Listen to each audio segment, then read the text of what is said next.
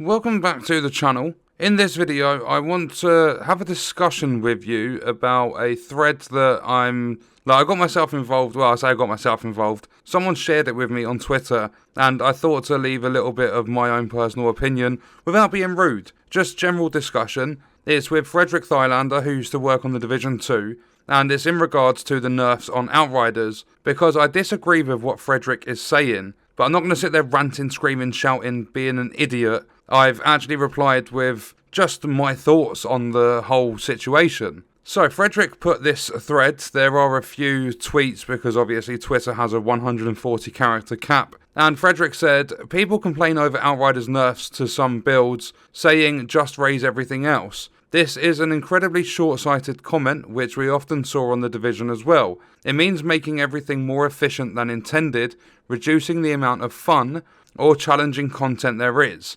As now perhaps what was meant to be the top half of the challenge spectrum in enemies and activities is easy, and so you're left with a smaller end game. So then you end up having to buff the enemies to match, resulting in status quo. Buffing 100 guns and enemies to avoid upsetting people by nerfing the 10 guns they like or abilities or talents is impractical and still ends up with the same kill times since enemies have to be buffed too in order to not trivialise the game. Too strong is too strong. People go, let people be overpowered, it's just PvE, forgetting that there's an intended place and difficulty for everything. If a build makes your hardest mode easy, and you buff everything to match, then the whole game is easy and pointless. That's like the only part I agree with. I am in fact amazed that the generally super intelligent and poignant Yong Ye argued against this in his latest video. He's usually more nuanced than that. People need to accept this simple chain of logic. The devs could make any power level, including God mode and insta-kills.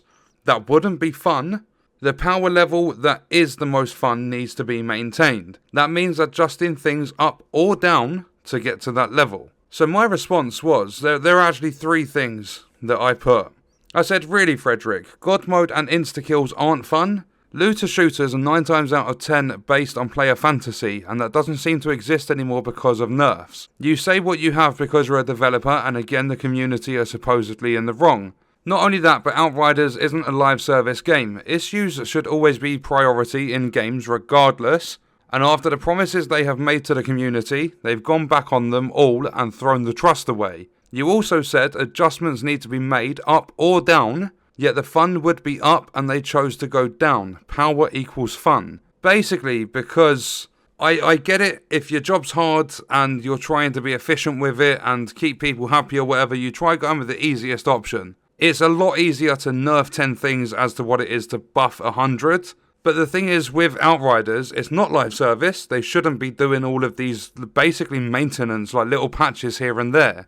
They should have had all this stuff quality checked before the game released. Telling people they're straight up short-sighted because they've made a comment on it, I don't agree with that part. I do totally understand that if there's something like making the hardest thing easy in the game and you buff everything up to match, then the whole game's going to be easy. In terms of the game just being PvE and having things overpowered, that's what PvE games are supposed to be. In a lot of people's eyes. I'm not saying that like 100% of people agree with that, but if you're playing a game, like let's just take Grand Theft Auto for example. If you're playing single player, you are free to mod it and do whatever you want because you create your own fun. That happens in a lot of other games too. Trainers exist, sometimes they are used in multiplayer things, but trainers exist so that players can mod their games, so they can have more fun, so players can choose what they want to do. These developers haven't taken the time to actually see what the community think about some of the changes. They've just gone, oh, we think this is too overpowered. We're seeing a lot of people covering this on YouTube, on Twitch and stuff.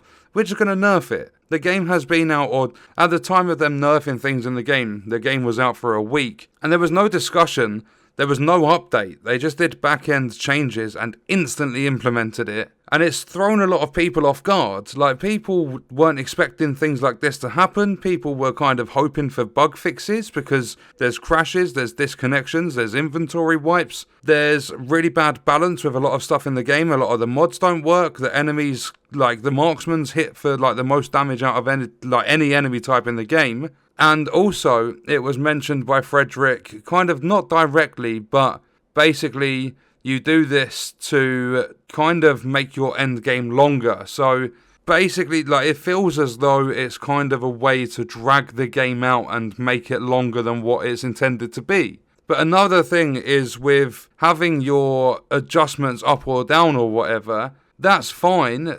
If you have to create that balance, and it must be difficult for developers to do anything in a game because you can never make everyone happy. The same with anything else in this world. But just instantly going and dropping things down, going back on their promises, because they fixed the inventory wipe issue in the demo. It came back in the full game. There wasn't crashes to dashboard in the demo. There are a lot in the full game.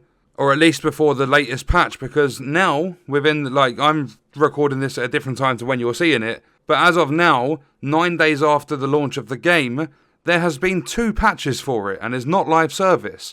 It should have been a fully polished, fully released product. But another thing that they promised that they've gone back on is the cheaters and the hackers. What was supposed to happen with those players that are exploiting and just full on cheating, and there was someone that went as far as spawning 600 legendaries into their inventory before the game had even come out. These developers said, we will not tolerate cheating and hacking. You'll get a watermark on your minimap so the players know you're a cheater, and you will also not be able to matchmake with other players. When you do matchmaking, you'll be put with other cheaters. There was then a bug that was exploited by YouTubers, by streamers, by normal players or whatever, where you could get a legendary for every single hunt that you did, every bounty, every historian. There was a way to exploit it. They've now patched it, but the people that took part in that have had no punishment. I don't agree with the way they are going back on their word. They need to come down with the punishments for those players that have been exploiting,